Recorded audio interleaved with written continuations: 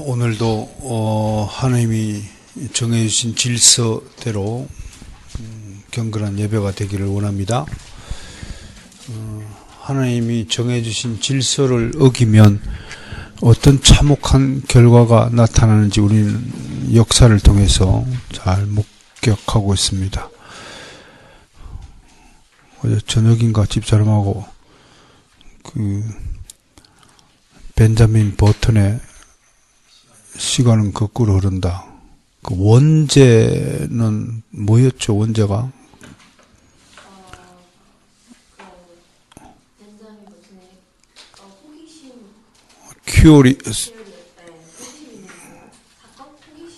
큐리어스 오브 벤자민 버튼인가요? 원제는 그거예요.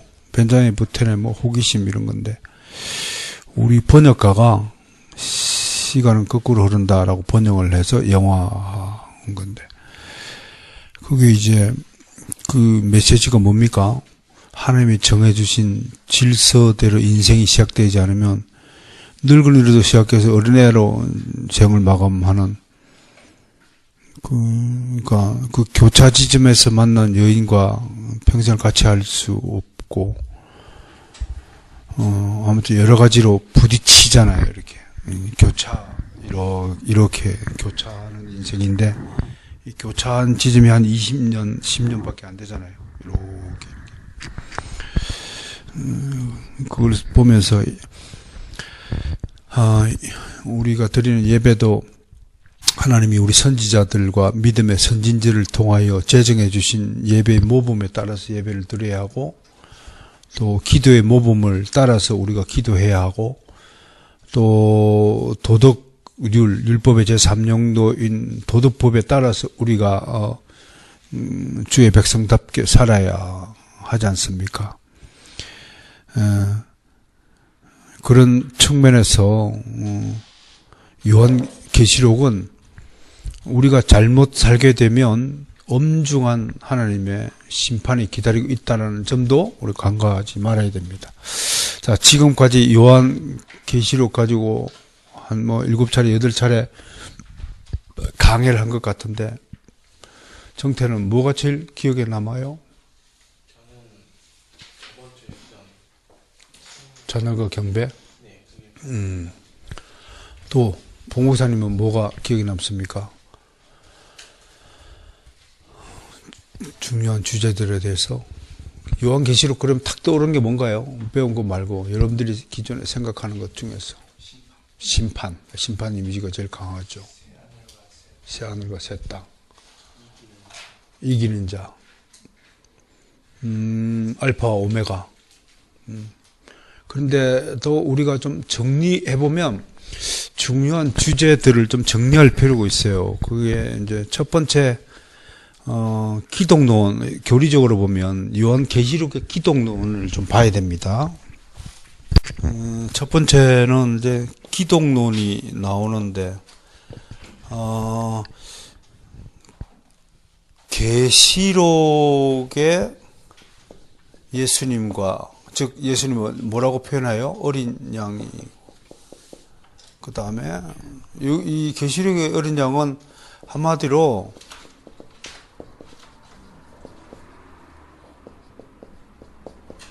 뭐냐면 영화로우신 그리스도다. 이게 이제 요한계시록에 있는 기독론의 핵심이에요. 지난번에 복음서의 어린 양은 어떤 거라고요? 아무튼 처참하게 끌려가는 연약함, 고통, 고난, 아무튼 능욕, 침까지 뱉임을 당하고요. 그리고 결국 죽음을 당한, 한마디로 하면 죽음을 당한 어린 양으로 소개되는 것이 복음서의 기독론이라면, 계시록은 glorified Christ.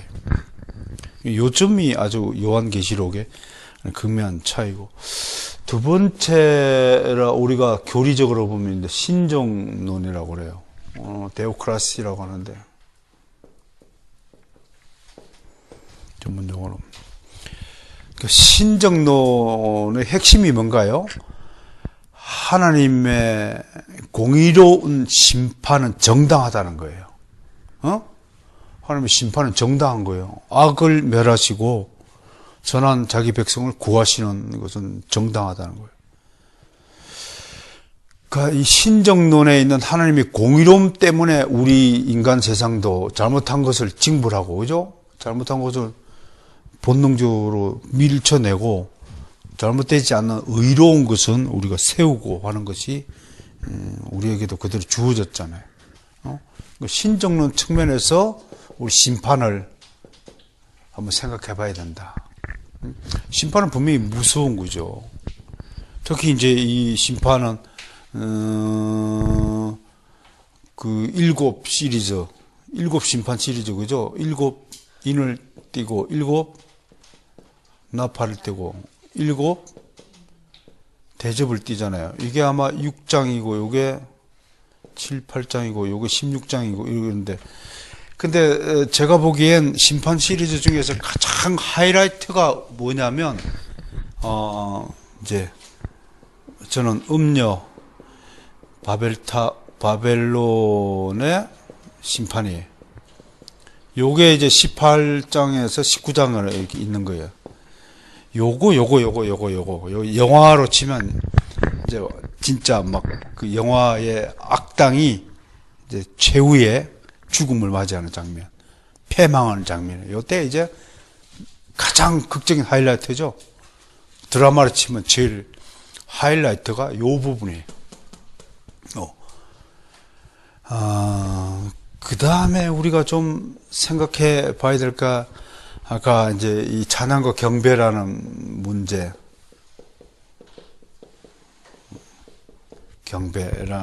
찬양과 경배라는 문제인데, 이게 이제, 프로스코네오라고 하는데,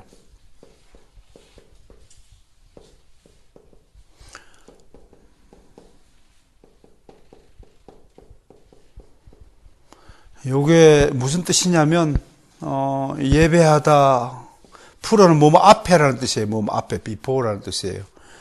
뭐뭐 앞에 예배하다는데 정확한 뜻은 뭐뭐 앞에 엎드리다 이런 뜻이에요. 요 프로스케네오라는 단어가 이제 경배하다, 예배하다, 이렇게 감사하다, 뭐 찬양송하다, 예배용 단어가 계속 나오는데, 요게 이제 신약 성경에 한 60여 등장하는 단어예요. 주로 사도 요한이 주로 써요.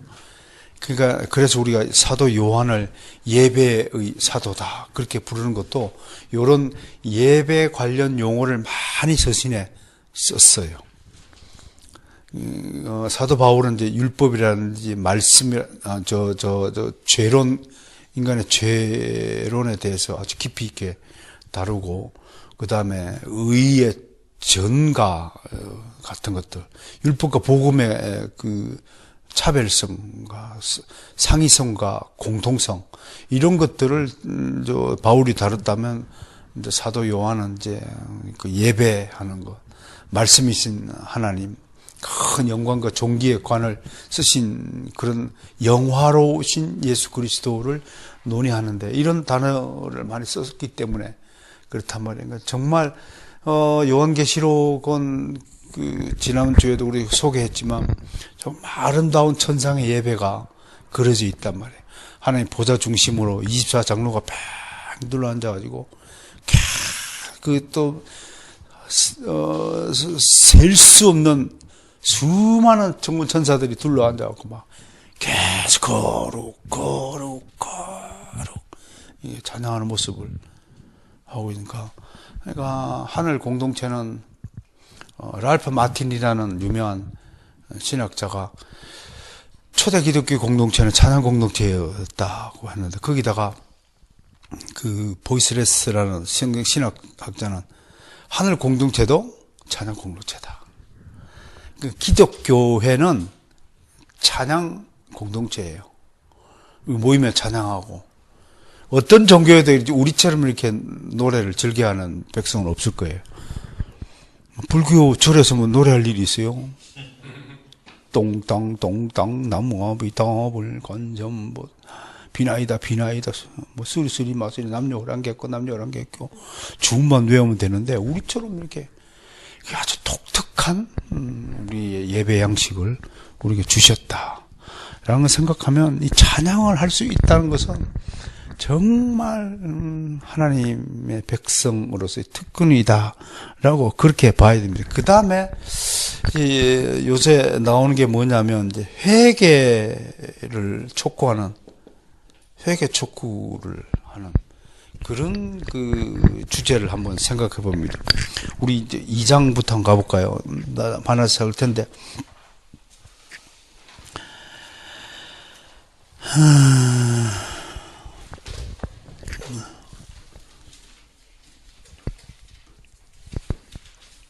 이 장 5절 한번 봅시다. 에베소 교회를 향해서 뭐라고 책망하는지 봅시다. 2장 5절.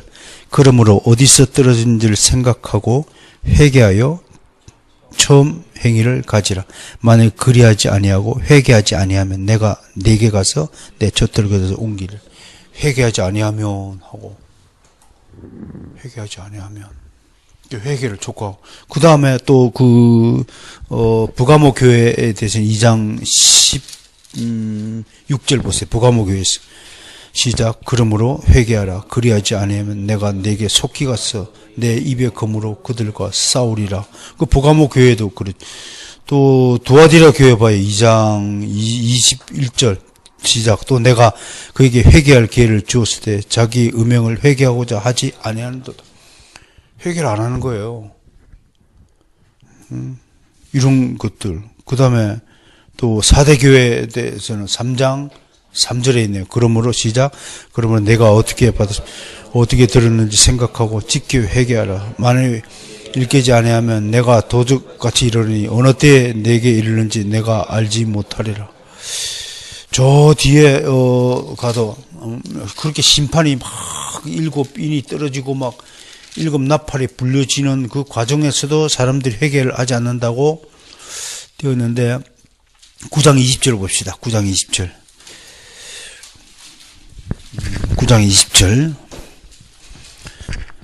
시작. 이 재앙에 죽지 않고 남은 사람들은 손으로 행한 일을 회개하지 아니하고 오히려 여러 귀신과 또는 보거나 듣거나 다니거나 하지 못한 금은동과 목석이 우상에게 절하고 또 그 살인과 복술과 음행과 도둑질을 회개하지 아니하도록. 아니 생각해봐요. 막 심판이 행해지고 있는데도 안 믿을 사람은, 마귀의 자녀들은 하나님께 안 돌아오는 거예요. 그러니까 마귀 자녀의 특징이 뭐라고요? 회개하지 않는 거예요. 이게 중요한 특징이에요.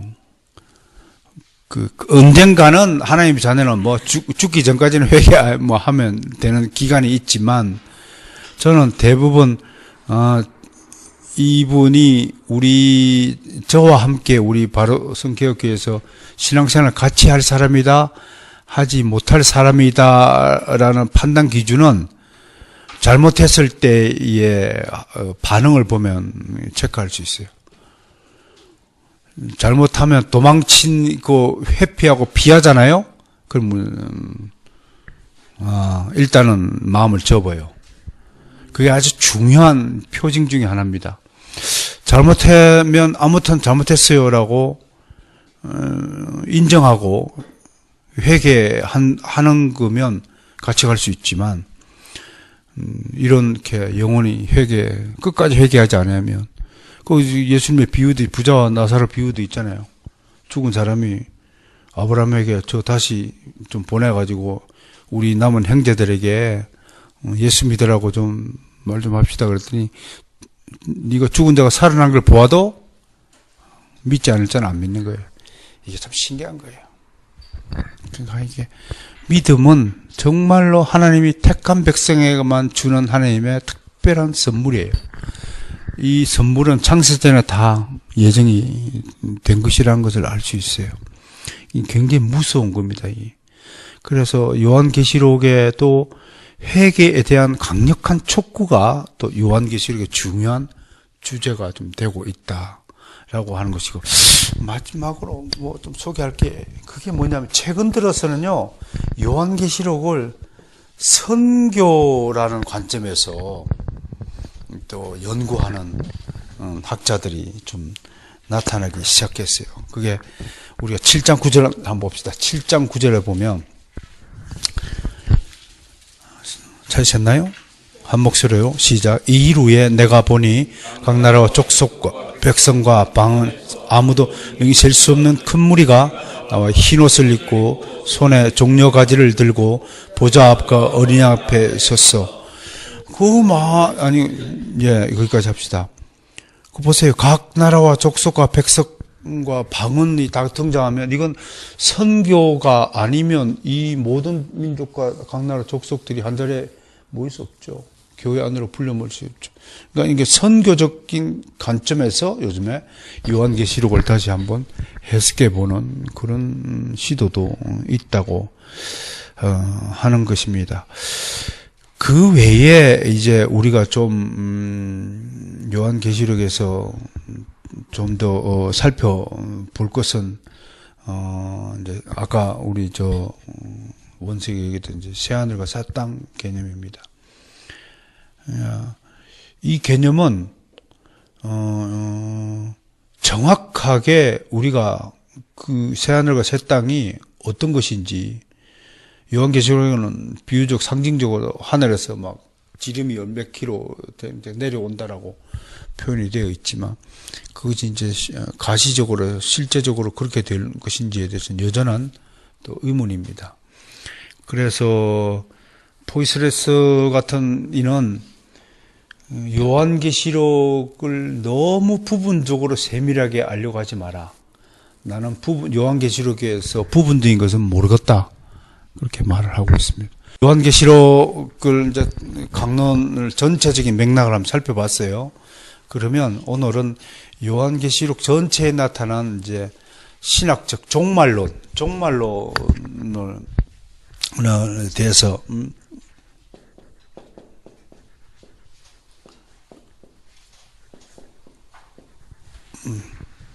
가톨로지 에스카톨로지인데 이거는 마지막 일들에 관한 것 이런 뜻입니다. 아무튼 종말론이라는 뜻은 가톨로지인데 그 요한계시록에 나타난 마지막 일들에 관한 것들을 내가 프린트를 나눠줬죠, 그죠? 그거 한 번씩 이제 살펴보도록 하겠습니다. 종말론의 발전에서 철학에서의 종말론, 한마디로 이분들은 영혼의 플라톤까지는 영혼은 불멸한다. 그건 맞는 얘기죠. 영혼은 사라지지 않습니다. 이제 철학계에 들어오면 스피노자나 라이프니츠나 이런 분들 하면은 영혼도 다 소멸한다. 죽음은 그냥 사라지는 것이다. 그렇게 이제 설파를 했다고 하는 거예요.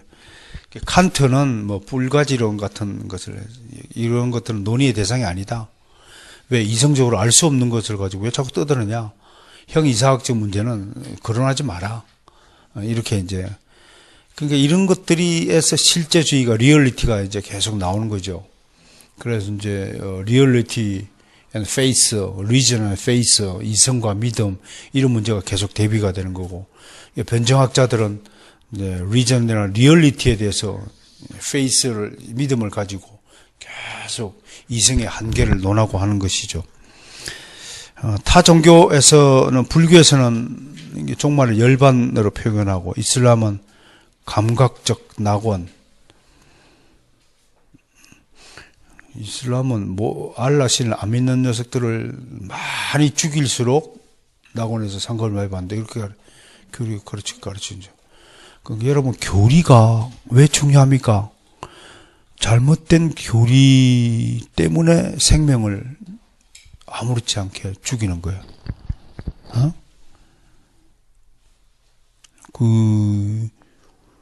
IS가 왜 저렇게 자살 테러를 합니까?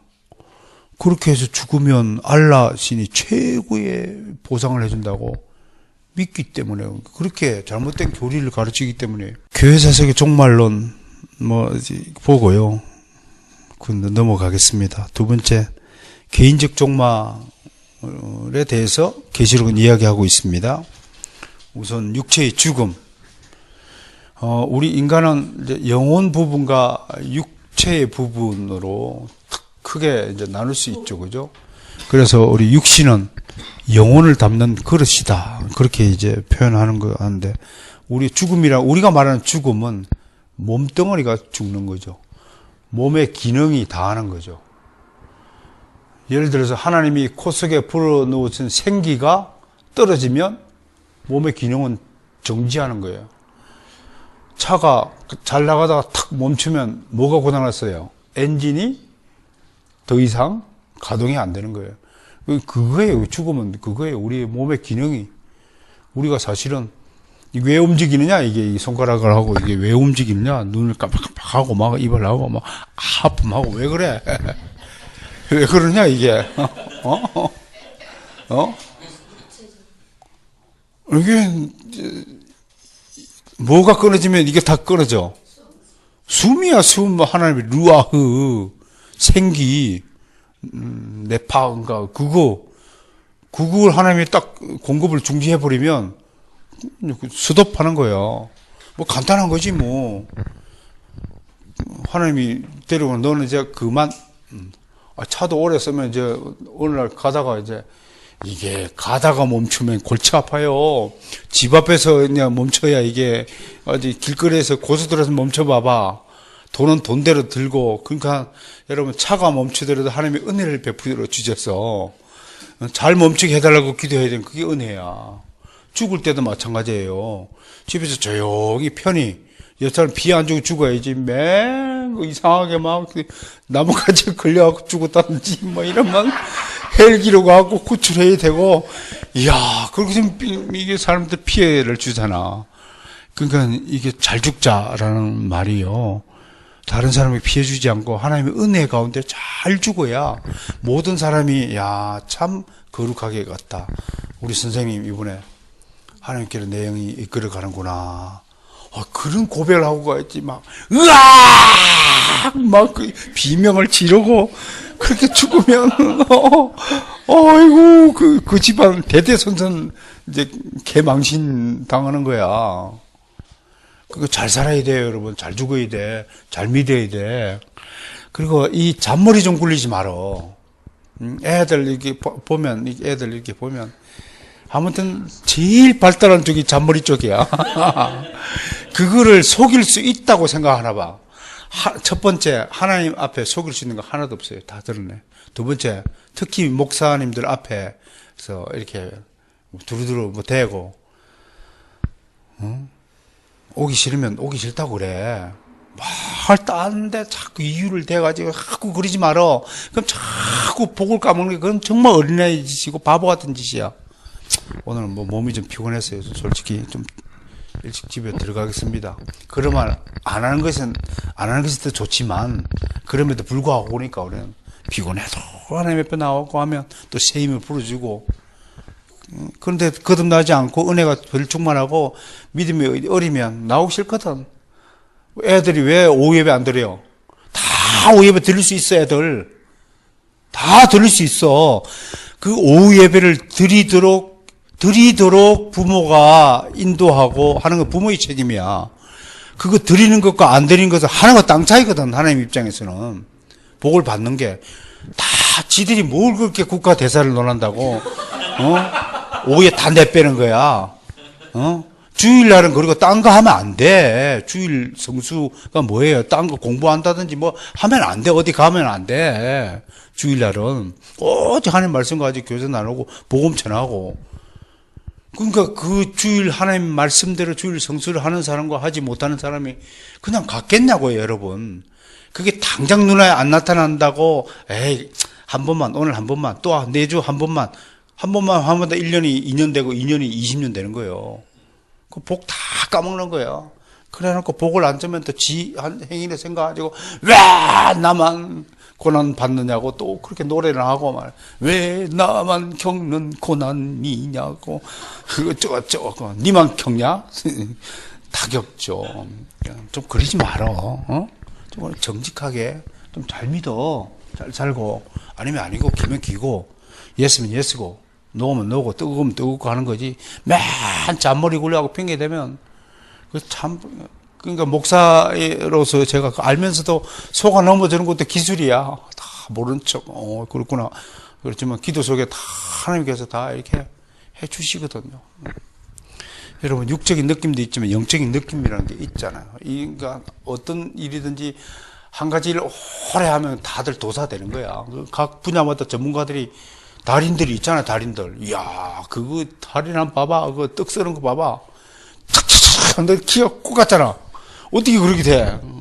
육적으로도 훈련해도 그렇게 달인이 되는데, 목사 짓을 25년, 30년 해봐.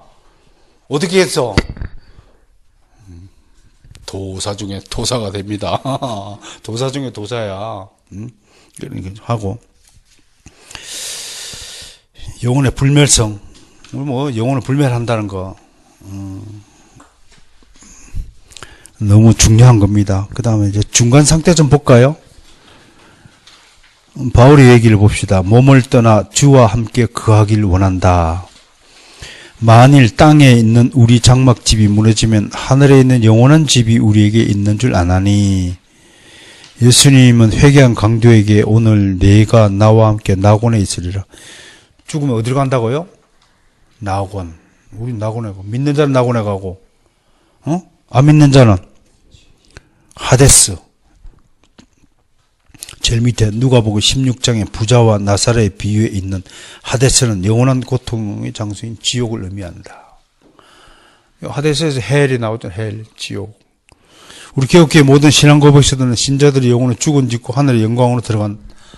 염려하지 마세요. 여러분, 예수 믿으면 여러분 몸의 정지가 되면 영혼은 몸을 빠져나와서 하나님이 계신 곳에 가 있다가 예수님 재림 때에 부활체를 입고 전부 다 부활하여서 그때 다시 성부 하나님 앞에 전부 서는 거야. 그때 다시 마지막으로 서가지고 하나님의 백성은 오른편에, 양들은, 염소는 왼편에. 그렇습니다. 영혼 수면설이라는 것이 있어요. 영혼 수면설. 이제 우리 복음주의 진영에서 존경받던 존 스토트 목사가 이제 이런 것들을 영혼 멸절설, 영혼 수면설 이런 것들에 근접한 주장을 해서 우리에게 실망을 던져줬는데, 원래는 이게 이제 아라비아 사막 지방의 작은 종파에서 시작된 것입니다. 그러니까 죽으면 영혼이 어떻게 되냐면 무의식, 의식하지 못하는 휴식의 상태다. 그러니까 잠잔다.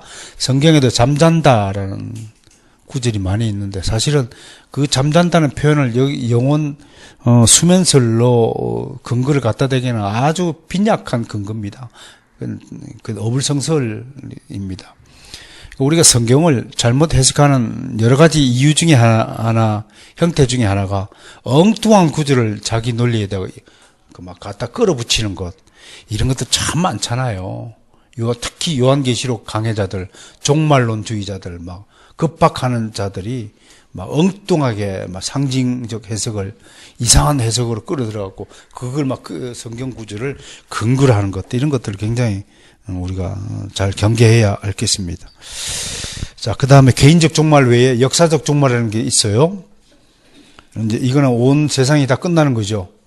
언제 끝나는 거예요. 그리스도의 재림을 이야기합니다. 그리스도의 재림에서 꼭 봐야 될 것은 항상 그리스도의 재림에서 첫 번째 항상 그리스도가 본 그대로 오리라 했으니까 육체적 재림한, 그리고 영적인 눈에 보이지 않는 영적 바람으로 이렇게 재림하는 것이 아니라 올라갔을 때, 성천하실 때 그 모습 그대로 내려오신다고 그러셨어요. 그러면 좀 더 궁금증이 바르게 되면 죽었을 때, 올라가셨을 때 무슨 옷을 입었을까? 그러면 어떻게 옷을 입었다는 거는 기록이 없잖아요. 부활하셨을 때, 십자가에 달렸을 때 그 나체의 모습으로 올라가지는 않았을 거 아니에요. 제자들과 그 비슷한 옷을 입었겠다. 통옷. 그냥 목만 뚫어가지고 하나 내리는 거, 유대인 특유의 그 옷. 그런 옷을 입었다. 그러면 아마 빛의 옷을 입고 뭐 오시지 않을까. 뭐 그렇게 생각하는데 그 이상 상상하지 않기를 바랍니다. 그냥 본 모습 그대로 오실 것이다.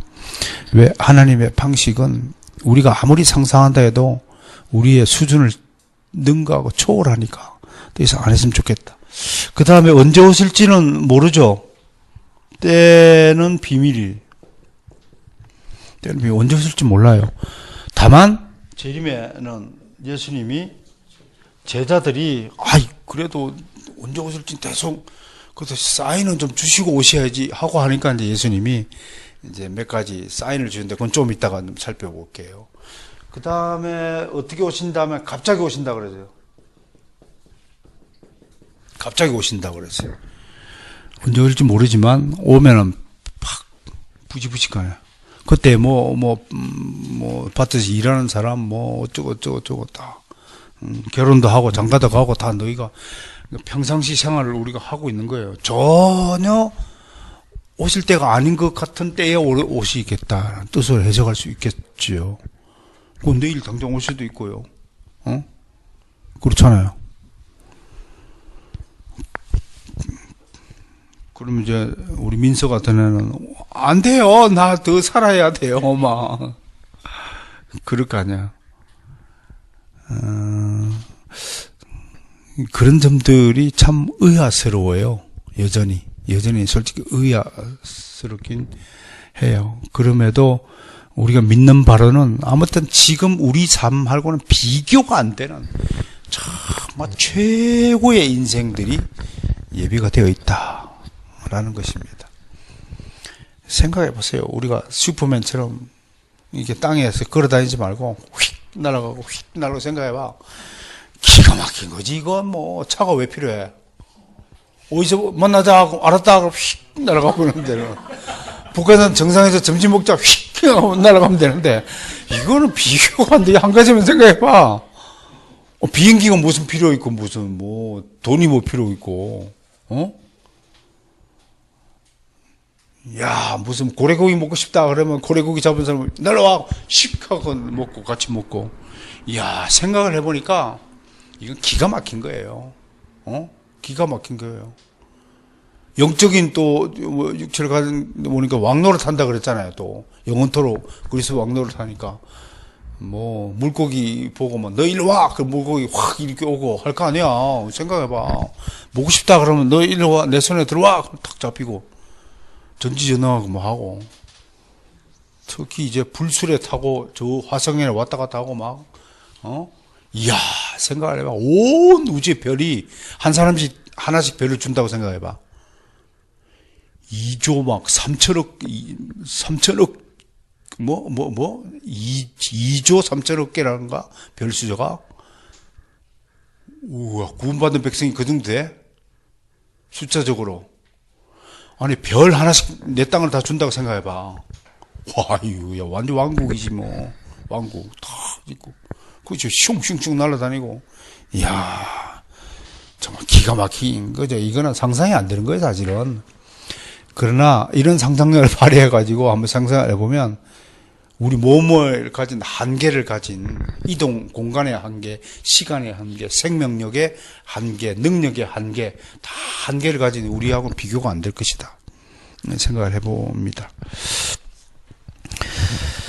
재림이란 구체적인 단어는 없다. 그러나 임하심, 강림, 다시 옴, 그걸 따랐습니다. 파루시아. 그 재림, 다시 온다는 그런 뜻입니다. 그 다음에 나타나다라는 뜻이 에피파네이아, 그 뒤에 에피파네이아, 이런 단어들을 좀 기억해 주면 좋겠어요. 그래서 초림을 파루시아 1이라고 말하고 재림을 파루시아 2라고 말하죠. 이미 예수님은 한 번 오셨죠, 그죠? 오셨다 가셨어요. 우리가 왜 다시 오실 것이라고 믿어야 되냐면 오셨다 가셨으니까. 오셨다 가시면서 반드시 또 오겠다고 하셨으니까. 그러니까 믿어야죠. 아니, 여러분, 내가 이제 외국이나 가고, 근데 내가 다른 목사가 돼가지고, 갔다 올게, 그러지. 바이바이 그러고 가요, 중국에? 뭐 어디 외국에? 갔다 올게요, 그러면 반드시 오잖아요. 너무 간단한 거예요, 재림은. 이미 한번 초림으로 왔다 가셨으니까 또 왔다 가겠죠. 그러니까 이거를 두 번 재림이 아니라 한 번은 초림이고 하는 재림이다.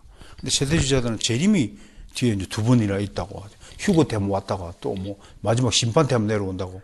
그런 것이 아니라 왔다가 가신 것처럼 다시 오셔서 그때는 모든 세상의 종말을 완성하는 거죠. 종말을. 이 현재의 하늘과 땅을 또 마감하고 이 땅에 있는 마귀의 자녀들을 싹 쓸어버리고 그때는 우리 하나님의 자녀들만 어울려 사는 세상. 그러면 그때는 다 이제 예수님의 형상을 닮았기 때문에 다 예수잖아요. 다 예수. 작은 예수. 예수님은 큰형님이잖아요. 맏아들이고 우리는 다 아들들이잖아요. 그러니까 우리하고 마음에 안 맞는 사람 아무도 없어. 눈치나마 다 통하는 거야, 다. 우리를 속썩이는 사람 아무도 없어. 생각이 틀린 사람 아무도 없어. 어떻게 이걸 어떻게 해야 되냐 다툴 필요도 없어. 예수님 이렇게 하자고 싹 다 그렇게 하고. 여러분 내가 천국에 가면 별 하나씩 이렇게 줄 것이다라는 걸 어디서 들었냐면 가나안 땅 분배할 때 추첨해가지고 분배할 때 뭐 반대가 없었잖아요. 다 같은 형제들이니까 그냥 여호수아가 너는 이거 가져, 너는 이거 가져 하니까 다 그대로 된 거 아니야. 그것처럼 우리도 천국 가면 아마 분배가 있을 거예요. 분배가 있을 거예요. 거기서도 이제 어떤 사람은 천국에서도 게으른 사람들은 이제 다 이제 땅을 분배 좀 자기 집을 지으라고 했는데 게으른 놈들은 자기 집을 안 짓는데 그리고 노숙한데 게을러가지고 뭐 그런 우스갯소리도 있어요. 제가 성경 구절 몇 가지를 했는데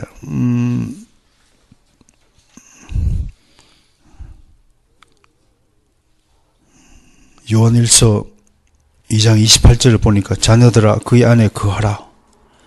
이는 주께서 나타나신 바 되면 그가 강림하실 때에 우리로 담대함을 얻어 그 앞에서 부끄럽지 않게 하려 함이라.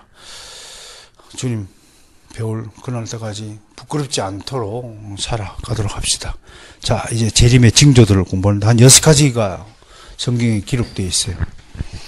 제일 먼저 마태복음 24장 14절에 보니까 온 세상에 복음이 전파됩니다. 같이 읽습니다. 시작. 이 천국 복음이 모든 민족에 증거되기 위하여 온 세상에 전파되는 그제 끝이 오리. 우리 지구상에 아직도 알려지지 않는 부족이 있다고 합니다. 아마존강 안에는 아직도 알려지지 않는 부족들이 산다고 합니다. 전에도 내가 한번 설명을 했죠. 언어를 가진, 그러니까 문자를 가진 민족이 있는 반면에 여전히 전 지구촌에 거주하는 민족 중에서 3분의 1은 자기 언어에 대한 문자가 없다고 합니다. 옛날에 어디 뭐 인도네시아 무슨 저기 우리 한글 표기법을 가져가지고 했죠, 그죠? 그거 재밌겠던데? 읽기를 한글로 읽고 뜻은 지들 뜻으로 사용하고, 그죠? 쿤타킨테 그러면은 기어 뭐 이렇게 뜻을 얘기하고. 그러니까 미전도 종족이라고 그래요. 근데 학자들은 2050년경 되면 이게 다 마무리될 것이다. 그렇게 예상을 하더라고요. 선교학자의 이야기였습니다. 그 다음에 이스라엘이 전체가 회심한다. 이스라엘에서 공부를 하거나 히브리 대학교 출신들 이야기를 들어보면 요즘에 2000년대 이후 들어서 이스라엘 지역에 부쩍 교회가 많이 설립된다고 합니다. 예루살렘에만 좀 150개의 교회가 설립되었다고 합니다. 그러니까 하나님은요, 우리가 알게 모르게 꾸준히 하나님 자신이 일하십니다. 그리고 오늘 우리가 리브가 선교사가 와가지고 집사람하고 딸하고 우리 넷이 이제 같이 점심 먹고 했는데, 여전히 인간적으로 보면 참 난감하고 굉장히 배타적이고, 또 인도 분들이 아무튼 엄청나게 자부심이 세가지고 외세적이거나 외부로부터 온 것들을 잘 수용하지 않고 굉장히 독립심 강하고 그런 민족이라서 복음을 전한다는 것이 굉장히 힘들다, 그렇게 증거를 합니다만, 그래도 인도에 교회가 설립됐다는 거예요. 그래도 교회가 설립되는 거예요. 뭐 대단한 일 아니에요? 그러니까 이런 거예요. 우리 에스겔 환상에서 보면 이렇게 보좌에서 생수 흘러갖고 흘러서 온 강이 적시고 큰 바다가 되더라. 이게 복음의 위력이 그런 거예요. 여러분, 일본 쓰나미 할 때 바닷물 넘치는 거 막을 수 있습니까? 뭘로 막아? 벽돌로 막아? 탱크로 막아? 하나님의 그 쓰나미를 누가 막아요? 이게 복음의 쓰나미예요. 쫙 밀려가니까 눈에 보이지 않지만 교회가 쫙 복음이 스며들어가는 거예요. 그 다음에 세 번째가 뭔가요? 대배교. 이거는, 배교는 기독교를 배신한다, 예수님을 배신한다는데, 이거는 다른 배교와 다르게 따라서 전무후무한 배교. 이걸 기억해야 돼. 이건 요한계시록에 있는 배교는 전무후무하네. 노아의 때와 롯의 때와 같은 정도의 전 지구적인 배교가 일어난다고 보는 겁니다.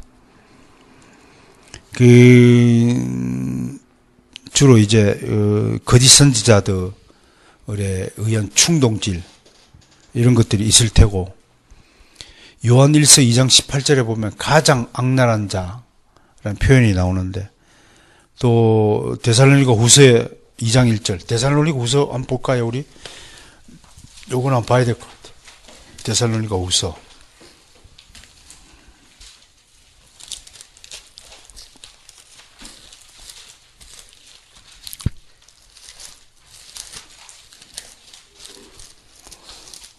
왜 후서가 이렇게 안 찾아져? 데살로니가 그래서 2장 1절,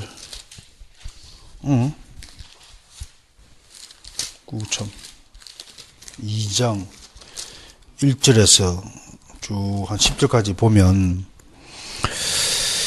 3절만 읽어봅시다. 시작. 누가 어떻게 하여도 너희가 미혹되지 말라. 먼저 배교하는 일 있고,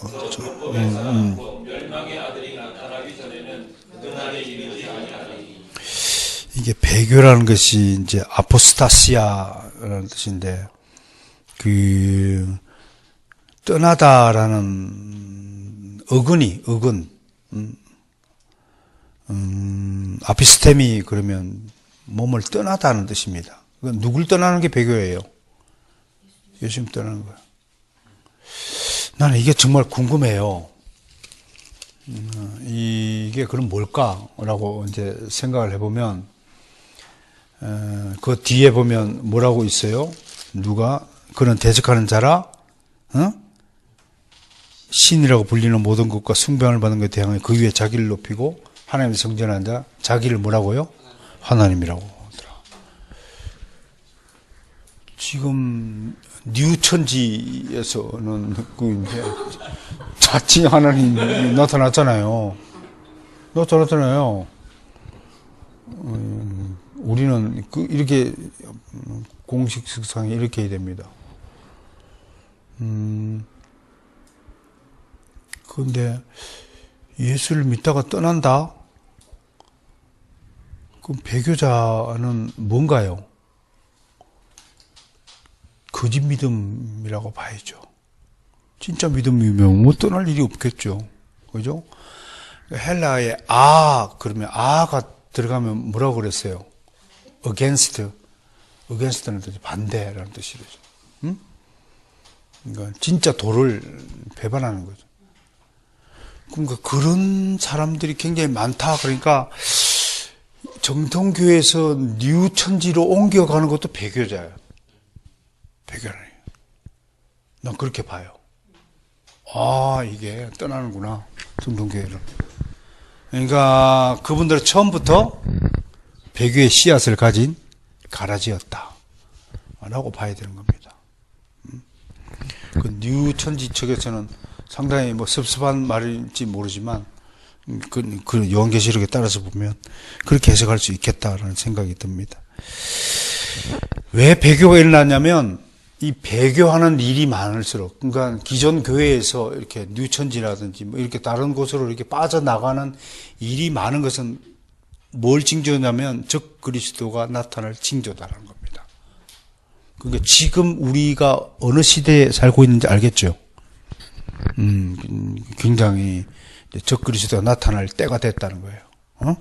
적 그리스도 좀 이따가 나오겠는데, 그 다음에 대환란. 이제 세대주의자들은 대환란을 재림의 징조로 보지 않고 환란 전에 성도들이 휴거한다고 하는, 휴거하기 위해서 환란을 겪었다가 마지막 심판받기 위해서 또 재림하신다고 하는 건데, 이건 성경에 없는 거죠. 자기들이 이론을 보충하게 하고 합리화하기 위해서 만들어낸 것입니다. 계시록 7장 14절의 큰 환란. 계시록 7장 14절의 큰 환란이 뭐죠?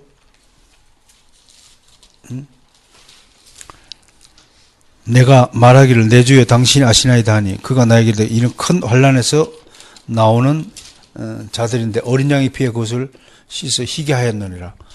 큰 환란이지만 주의 백성들은 옷을 깨끗이 희게 하였다라고 하는 것이니까 이게 뭔가요? 성도들은 환란을 당한다 안 당한다? 당치 안 당한다. 그러니까 괜히 뭐 심판 환란 하면서 급주지만 우리는 하나도 기죽을 필요가 있다 없다? 없다. 하나님이 보호하시는데 그런 말씀 하면 곤란한 것입니다. 그 다음에 자연계의 대격변. 배교하는 일이 있고 이제 자연계가 격변하는데, 아직까지 지구에서 나는 뭐 쓰나미 이런 것은 그냥 기초 시험이야. 기초적인 거, 아주 기본적인 거야. 맛배기야, 맛배기. 진짜 자연계에 보면 뭐예요? 하늘의 징조가 달라지는 거야. 하늘이 달라지는 거예요. 뭐라고? 하늘에서 별들이 떨어진다. 뭐 유황이 막 떨어지고 막 되어올라 있는 거죠. 해가 3분의 1이 타는 거예요. 그러니까 여러분, 여기서 이 말씀에서 우리 은혜를 받아야 됩니다. 피조물 중에 영원한 것이 있다 없다? 우리가 영원하다고 믿는 태양, 저 태양이 영원하다고 해서 해를 섬기는 일본 족속들 국기에다가도 태양을 그려놓고 막 우리는 태양의 아들이다라고 주장하는 저들마저도 계시록에 따르면 하늘 해도 상태가 망가지는 거야. 저 영원한 게 아니에요, 저거. 저거 하나님은 피조물이야. 피조물은 영원한 게 없어요. 그 영원한 하나님을 섬기는 우리와 멸망할 것을 섬기는 우상 숭배자들의 차이를 한번 생각해 보면, 영원한 태양이신 그리스도, 우리는 그리스도의 빛의 자녀라는 사실을 얼마나 감사하게 될지 모르는 겁니다. 하늘의 권능이 흔들린다. 권능이 흔들린다라는 원문을 보면 이 기후가요, 막 번개, 막 천둥 번개 치고 막 정신이 없이 어지럽은 상황. 우리 바깥에 지금 막 비가 쏟아지고 천둥이 치고 막 벼락이 팍 떨어지고 막 하면 어찌 되겠어요? 아마 혼비백산할 거예요. 그러니까 사람들이 혼비백산하는 상태에 이를 만큼 이렇게 뭔가 일이 일어난다는 겁니다. 그럼 이제 아직까지는 이게 괜찮죠, 그죠? 근데 점점 지진의 강도가 세질 겁니다. 이 판구조령이잖아요. 물 위에 떠 있잖아요. 하나님이 노아 홍수 때 물을 어떻게 감했어요? 시편 24편을 보면 땅을 물리로 끌어올렸다고 되어 있잖아요. 홍수 물이 사라진 게 아니라고 늘 강조하잖아요, 내가. 그 많던 물이 온 과학 실험 결과 사라질 수가 없어요. 수증기로 사라져? 뭘로 사라져? 하나님이 물 위로 끌어올리셨다가. 그 7개 판으로 이제 되는 게 이 판들이 물 위에서 떠 있다가 부딪히면 이제 지진이 난다고 하잖아요. 그 이제 대륙간 판 구조론에 따르면 그 과학적 입증이 됐잖아요. 그러니까 이 지진이 점점 더 강도가 세어질 것이고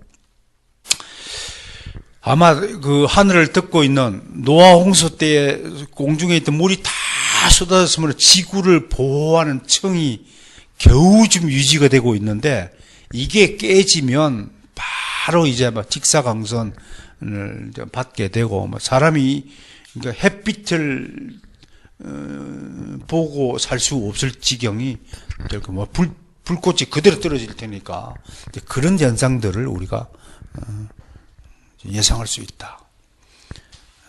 그 자연계의 객관이고요. 그 다음에 마지막으로 뭐예요? 드디어 적그리스도가 나타나는 거예요. 적그리스도. 안티는 뭐뭐 대신해 오곤 대적하여 하는데 적그리스도 뜻이 뭐예요? 안티크라이스트입니다. 게알더스 보스나 앤서니 후크만은 적그리스도가 지금 나타나지 못하는 가장 큰 이유는 법이에요. 이거 오타가 많네. 접이 뭐예요? 갑자기 접이 왜 나? 법과 질서가 그의 출현을 막고 있기 때문이었습니다. 그러면 사탄은 계속 기다리고 있다가 교회의 타락이 극심해지고 세상의 진리와 공의에 입각한 법 질서가 무너지면 그때 나타날 것입니다. 교회가 진리를 바르게 선포하고 말씀대로 살지 않으면 세상은 더욱 깊은 어둠 속으로 들어갑니다. 그러니까 법과 질서가 잘 수립이 되어 있는 때에는 사탄이가 못해요. 드디어 이제 북한이나 중국이나 이런 그 이제 하나님의 법과 질서를 무시하는 국가 정보가 많이 나타나야 이제 우리가 종말에 오는 겁니다. 시간이 9시 5분이네요. 오늘 이거 다 해야 되는데 한 10분만 더 할까요? 다 하고 끝냅시다. 이제 제일 중요한 게 천년왕국론이 남았습니다. 요한계시록에 나타나는 천년왕국 때문에 왜 이걸 다뤄야 되냐면 이것 때문에 한국 교회가 또 개혁주의 진영하는 데도 양분되어 있고요. 서로 이거 가지고 이단으로 막 정죄하는 일까지 벌어지고 있기 때문에 알아야 됩니다. 자, 계시록 20장 4절 5절 함께 읽습니다. 시작. 어떤 자들은 그리스도로 더불어 1000년 동안 왕노릇하리니 그 나머지 죽은 자들은 1000년의 차이까지 살지 못하더라. 이 구절에서 우리는 또한 주님께 간절히 기도해야 될 것은 왜 그 재림을 기준으로 재림 전에 천년왕국이 시작되는지 재림 후에 되는지 아니면 초림부터 영원한 기간이 천년왕국인지를 좀 언급을 해 주셨다면 이렇게 혼란이 없었을 텐데 왜 언급을 정확하게 안 해 주셔가지고 막 이렇게 무천년설, 전천년설, 후천년설이 나타나게 돼가지고 막 머리를 막 싸매고 싸움질을 하도록 만들었을까? 이유가 뭘 것 같아요, 여러분? 왜 이런데 정확히 언급을 안 해주실까요? 예수님 실수하신 거예요? 응? 이게요, 하나님의 섭리입니다. 섭리입니다. 이 속에서도 바로 믿을 자는 하나님의 은혜를 베풀어 주셨어요. 바로 믿도록 하는 거예요. 바로 믿도록. 그렇게 해서 하나님은 정답을 아시지만 정답을 가르치시지 않는 것은 우리들의 아이가 최선의 노력을 해서 정답을 찾도록 유도하시는 거예요. 그러니까 가장 훌륭한 선생은 뭡니까? 고기를 잡아주는 게 아니라 고기를 잡는 법을 가르쳐 주는 거예요. 그게 훌륭한 부모의 훌륭한 선생이에요. 그게 가장 지혜로운 선생이죠. 아니, 중국에서 여러분, 취권이라는 영화 봤어요? 그 성룡 나오는 취권 막 쳐가는 거. 선생님이 어떻게 합니까? 일일이 가르쳐 줘요? 술만 잔뜩 미기잖아. 술만 잔뜩 미겨가지고, 네 마음대로 해보라고 막, 이렇게 해서. 그러다가 이제 스승님하고 같이 자기 스스로 막 건법을 할 수 있도록 해주고 개발시키는 그 집권이라는 게 탄생하는 것 아닙니까? 이제 그런 것으로 좀 봐야 되고요. 자, 무천연설부터 봅시다. 우리 뭐 개혁주의 입장은 무천연설을 기본으로 합니다. 그건 영어로 밀레니얼리즘, A가 붙으면 뭐라고요? 밀레니엄이 없다, 아니다, 없다 이런 뜻입니다. 그러니까 특정 기간이 아니라 무천연설은 뭔가요? 초림에서부터 영원히 지속되는 하나님 나라를 그냥 천년왕국이도록 보는 겁니다. 그러면 예수님이 지금 초림했다가 올라가셨으니까 우리는 지금 하나님의 나라가 이미 임했고 하나님 나라의 백성으로서 우리가 이 땅에 살고 있는 거예요. 다만 육체를 가진 삶과 부활체를 가진 삶, 크게 우리 인생이 두 가지로 나눠지겠죠. 그렇죠? 지금은 우리는 육신을 가진 지금의 삶, 대한민국 백성으로서의 인생을 살아가고 또 앞으로는 천국 백성으로서 이제 그 천국 백성은 심판을 완전히 종료한 종말 뒤에 전개되는 영원한 삶, 이걸 나눠지겠죠. 그런 측면에서 우리가 무천연설을 보는 겁니다. 그러니까 이거는 전 교회 시대를 포함하는 시대. 예수님 재림되면 교회가 뭐고 다 없어지겠죠, 그죠? 그러니까 전 교회 시대. 예수님이 오신 뒤부터 교회를 설립하고 교회 시대가 마감되는 종말 때까지를 우리 천년왕국으로 보는 거예요. 그러니까 재림 전에 천년왕국이냐, 그러면 후천년왕국이고, 재림 후에 천년왕국이냐, 그러면 전천년왕국이고, 이렇게 되는 거잖아요. 그런 측면에서 좀 살펴봐야 됩니다. 천년이라는 개념은 문자적인 것이 아니라 하나의 목적이 완전히 성취될 기간을 나타내는 상징적인 용어입니다. 예수 그리스도 왕국은 영원한 것이지 잠정된 것이 아니란 것이라고 합니다. 또 이 시대는 복음이 온 세상에 전파되게 하기 위해 열국들을 향한 사단의 영향력이 크게 감소된 상태입니다. 지금 사단이 어떤 상태입니까? 결박된 상태예요. 마지막 종말할 때 적그리스도와 함께 잠시 무정에서 풀려나서 그때 이제 아마겟돈 전쟁을 치른다고 하잖아요. 그죠? 천사 미가엘의 군대가 가오직을 쳐 부순다고 계시록에 하고 있잖아요. 그러니까 지금은 사탄은 힘을 못 쓰는 시대예요. 그러니까 사단의 수하들, 졸개들, 귀신 나부랭이들이 이제 사단의 나라를 회복하고자 막 활개를 치고 있는 그런 형국이라고 봐야죠. 그러니까 아에서 잔당들이를 보면 돼요, 지금. 아에서 잔당들이 막 자기 나라를, 자기 왕국을 건설하기 위해서 막 게릴라 전투를 하고 막 사람을 죽이고 막 이곳에서 테러, 저곳에서 테러 막 어지럽게 하는 걸 하고 있지만 결국 그들의 시도는 성공하지 못할 것이다 라고 보는 겁니다. 그리스도와 함께 1000년 동안 왕노릇한 자들이 이미 죽어 그리스도와 함께 하늘에서 왕노릇하고 있고요. 예수 안에서 죽은 사람들은 지금 하늘에서 왕노릇하고 있는 거예요. 그리스도가 재림하실 때의 신자와 불신자가 모두 부활하고 신자들은 영혼과 다시 결합하는 게 이걸 오타예요. 부활체와 다시 결합하여 고쳐주세요. 천국의 즐거움에 참여하고 불신자들은 최후의 심판과 영원한 저주를 받게 된다.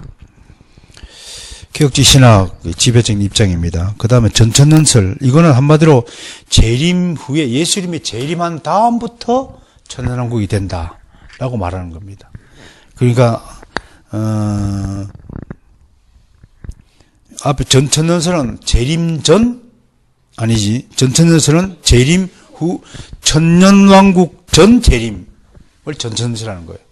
다른 말 재림을 기준으로 하면 재림 후 천년왕국을 전천년설이라는 거예요. 그러니까 그리스도께서 천년왕국 전에 재림하신 거예요. 재림 이후부터 진짜 천년왕국이. 그러니까 지금은 뭔가요? 지금은 그냥 교회 시대고 핍박 시대, 복음 시대라고 말하는 거예요. 여기에 이제 역사적 전천년설과 세대주의적 전천년설 두 가지로 나눠져요. 역사적 전천년설, 우리나라의 이제 박윤선 박사님 같은 분들이 초기에 이런 전천년설주의자였습니다. 현재 교회 시대는 마지막 때의 대환란과 고난의 때까지만 계속되고 대환란 후에 그리스도의 재림에 전능한 것을 한다. 지금은 이제 핍박 시대다. 그렇게 보는 겁니다. 전천전설을 주장해도 우리가 공감하는 부분이 있습니다. 재림의 때 죽었던 자들이 다시 일어서 그들의 육신을 영혼과 재결합하고 그리스도와 함께 천년 동안 왕노를 한다는 것이다. 이 기간에 그리스도는 부활하신 몸을 가지고 실제로 지상에 거하시면서 왕으로서 온 세상을 통치할 것이며 재림의 때에 살아있는 신자들은 몸이 죽지 않은 상태에서 영화롭게 변화되어 영원히 그리스도와 함께 살게 된다. 이때 지상에 남은 불신자들 일부가 그리스도에게로 돌아온다. 사단은 결박되어 천년왕국 동안에는 아무런 영향을 발휘하지 못하다가 천년이 지난 후에 잠시 무정에 노인받아 그리스도를 대적하다 참패를 당한다. 하는데 이 전선설의 약점이 뭡니까? 재림이 천년왕국이면 천년왕국 뒤에는 무슨 나라예요? 그건 이제 새하늘 새 땅으로 하나님 나라가 이제 두 가지로 나누어진다는 측면에서 성경적 근거를 지지를 받지 못한다라고 하는 것입니다. 환란 이전 전천년설은 세대주의는 19세기, 20세기 영미에서 크게 성행한 이론으로 그리스도는 천년왕국 이전뿐만 아니라 대환란 이전에 재림하신다는 주장이에요. 그러니까 환란 이전에 한번 재림하고 또 종말 때에 마지막 종말 때 한번 재림하고 두 번 재림을 주장하는데